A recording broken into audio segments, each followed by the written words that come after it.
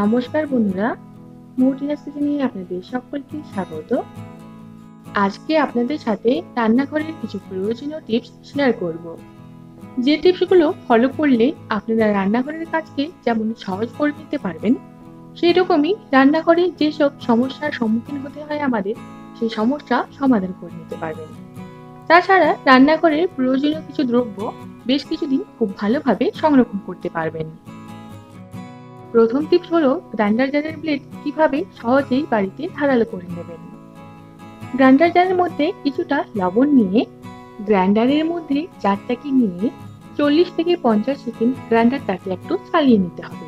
এইভাবে 25-30 দিন অন্তর অন্তর একবার করে নিলে গ্রাইন্ডার জারের ব্লেড সবসময়ই ধারালো থাকবে।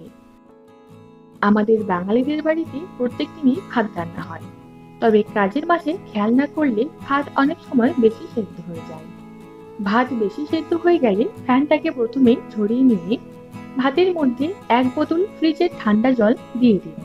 তারপর সেই জলটাকে ঝরিয়ে নিন, তাতে করে ভাত একদম ঝরঝরে হয়ে যাবে। তাছাড়া ফ্যান ঝরানো ভাতের মধ্যে নর্মাল টেম্পারেচারে থাকা জলের সাথে সামান্য একটু লবণ অথবা 1 চামচের মতো কাগজি লেবুর রস দিয়ে পর মিশিয়ে সেই ফ্যানটাকে ঝরিয়ে নেন, তাহলেও ভাত ঝরঝরে হয়ে যাবে। অনেক সময় ঝিঙে তেতো হয়ে যায়, তবে সেই ঝিঙে ফেলে না দিয়ে যে কোনো শাক জাতীয় সবজির সাথে রান্না করুন, দেখবেন যে ঝিঙের তেতো ভাব পুরোপুরি কেটে গেছে।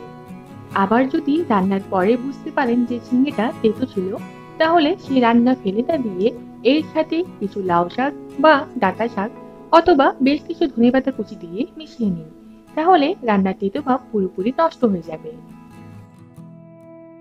গ্যাসের বার্নার কোনো রকম ঝামেলা ছাড়াই পরিষ্কার করতে হলে গ্যাসের বার্নারের সাথে কিছুটা গরম জল দিয়ে তার মধ্যে হাফ কাগজি লেবুর রস দিয়ে দিন।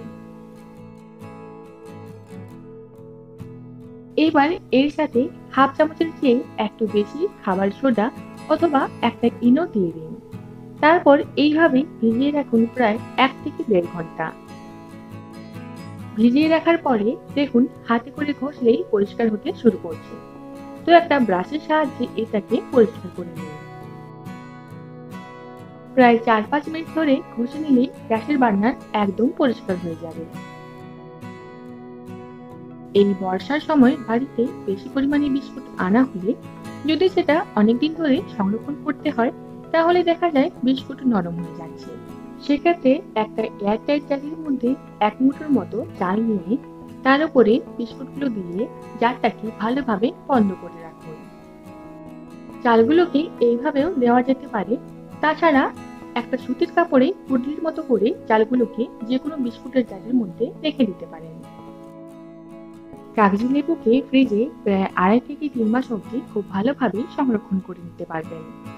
তার জন্য কিছু পেপারের টুকরোর মধ্যে একটা লেবুকে নিয়ে এইভাবে মুড়ে দিন।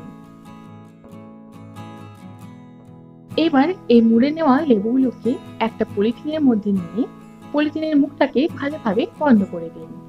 আর এই লেবুগুলোকে এইভাবে প্রায় 2.5 থেকে 3 মাস অবধি নর্মাল ফ্রিজে স্টোর করে রাখতে পারবেন।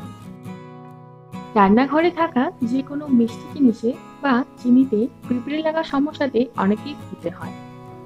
যাতে চিনির কৌটোতে পিঁপড়ে না আসে, তার জন্য চিনির মধ্যে কিছু লবঙ্গ দিয়ে দিন।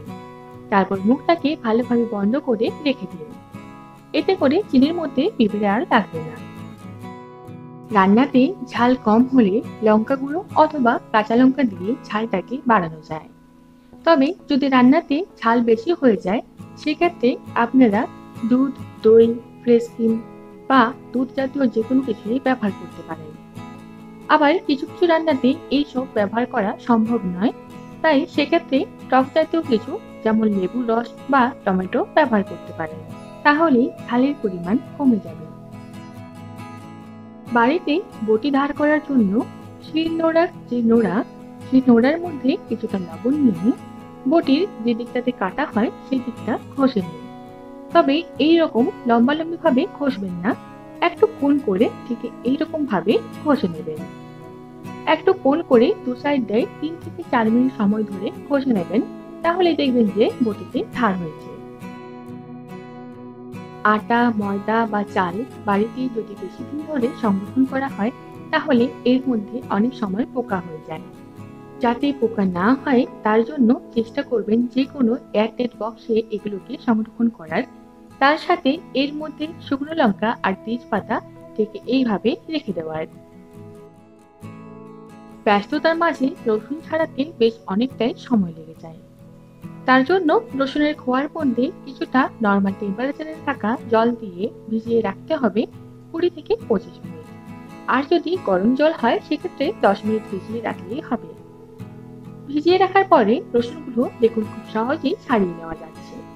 আর রোজ রোজ রসুন ছাড়ানোর ঝামেলা থেকে মুক্তি পাওয়ার জন্য একবারে বেশি পরিমাণে রসুন ছাড়িয়ে নিয়ে যে কোনো একটা এয়ারটাইট কন্টেনারে টিস্যু বা পেপারের মধ্যে রসুনগুলোকে রেখে নর্মাল ফ্রিজে বেশ কিছুদিন সংরক্ষণ করতে পারবেন। এবার কাঁচা লঙ্কা ফ্রিজে বহুদিন ধরে সংরক্ষণ করতে হলে একটা টিফিন বক্সের মধ্যে কিছুদিন পর এই কাঁচা লঙ্কার বোটাগুলোকে ছাড়িয়ে নেব আর এই টিস্যুর মধ্যে নিয়ে নেব। প্রত্যেকটা কাঁচা লঙ্কার বোটাগুলোকে ছাড়িয়ে টিস্যুর মধ্যে নেওয়ার পর এইভাবে মুড়ে ঢাকা দিয়ে দেব, তারপর নর্মাল ফ্রিজে রেখে দেব। তরকারি রান্নার সময় যদি হলুদের পরিমাণ বেশি হয়ে যায় তাহলে রান্নার মধ্যে যেমন হলুদের গন্ধ থাকে সেরকমই দেখতেও খুব একটা ভালো লাগে না। তরকারিতে হলুদের পরিমাণ কমানোর জন্য একটা লোহার খুন্তিকে গরম করে তরকারির মধ্যে দিয়ে রেখে দিন 30 থেকে 40 সেকেন্ড। তাছাড়া শাক বা পাতা জাতীয় সবজি এই তরকারির মধ্যে দিলে হলুদের পরিমাণ কমে যাবে। এইরকম ভাবে আটার বল তৈরি করে তরকারির মধ্যে দিয়ে দিতে পারেন। এতে হলুদের পরিমাণও যেমন কমে যাবে সেরকমই তরকারিতে যদি লবণের পরিমাণ বেশি হয়ে থাকে লবণের পরিমাণও কমে যাবে। বাড়িতে খুব সহজেই ছুরি ধার করার জন্য প্রথমেই ছুরিটাকে গরম করে নেব। এবার এই গরম ছুরিটাকে সাবধানে কাপের পিছনের এই অমসৃণ জায়গাতে একটু কোনা করে ঘষে নেব। কিছুক্ষণ ঘষে নেওয়ার পরে যদি প্রয়োজন হয় তাহলে আরো একবার ছুরিটাকে গরম করে ভালোভাবে আরো ঘষে নেবেন, তাহলে ছুরিতে ধার চলে আসবে। কাপের পিছনে ছাড়াও যে কোনো অমসৃণ তলে ঘষে নিতে পারেন।